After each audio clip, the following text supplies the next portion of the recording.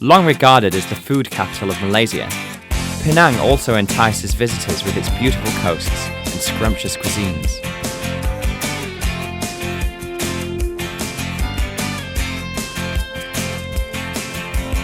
Now, Penang is hawker food heaven, so we've asked around a lot of people to try and find out where the best place for char kway teow and some fried oyster is, and they told us to come to Lorong Selamat.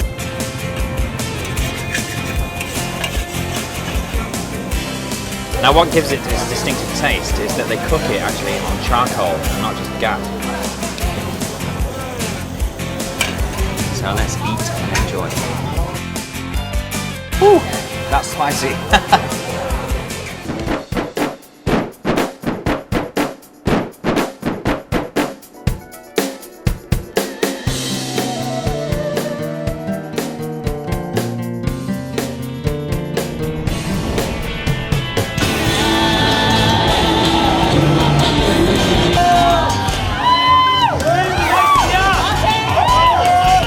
The only place that you can find this kind of festival happening in Malaysia is here in Penang, once a year to celebrate the water festival, because there's quite a big Burmese and Thai community here, and the atmosphere is wonderful. It's festive, everybody's friendly and easygoing, soaking each other and throwing powder on each other. It's been a really, really good time.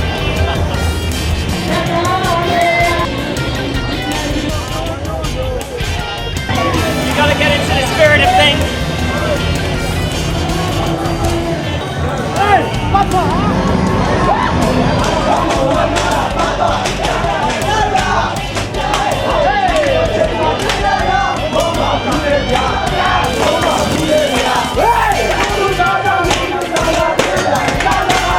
It's crazy that alongside all this commotion of getting wet and everything, people are actually coming to pray as well in the temple.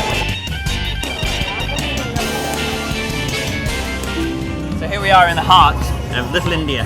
Now this part of Georgetown was actually one of the earliest parts that was planned to be built by Sir Francis Light. And you can actually look at the street names around here, sort of like King Street and Queen Street, Market Street.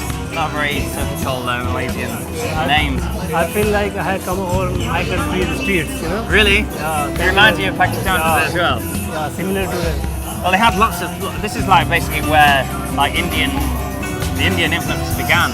You had different ethnic groups coming over, you know, like the Gujaratis, the Telugus, Malayalis, the Punjabis, and they all came here over the decades, set up businesses, so they all contribute to this throbbing cultural milieu. As you can hear all the different music playing at the same time, you get all the different kind of products from India and from all over.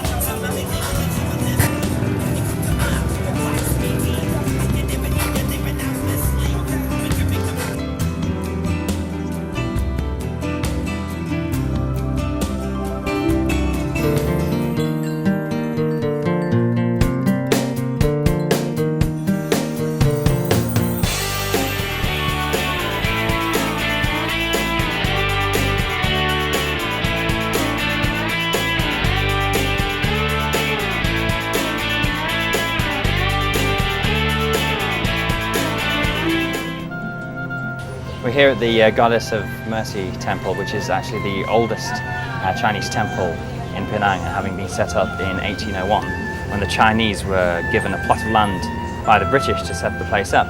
It's actually opposite a street called Lebu China, which was an effort by the British to mark who lived where in Penang. And it's a very popular spot, of course, for tourists and pilgrims. And the square outside is always a hive of bustling activity, people lighting joss sticks and pouring sacred oil over the deities. And even in the corner there is a hexagonal well, which used to be a source of water for the local Chinese at the time.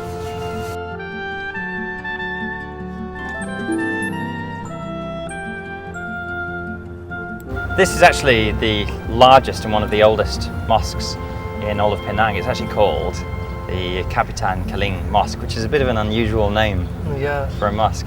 It's because this was actually set up by the first Indian Muslim settlers here who used to work for the East India Company, and their captain was called Kapitan Kaling, so they named it after him. You might notice as well, actually, the flag over there, the green flag with the white. Yeah, even I noticed it's very similar to the Pakistani flag. Yeah, I believe so. How is it different? Is it like missing a line or something? Is it? Yeah, one white line something missing. That's something you wouldn't normally find like in a Malay mosque. It's because very much reflecting its Indian history. Okay.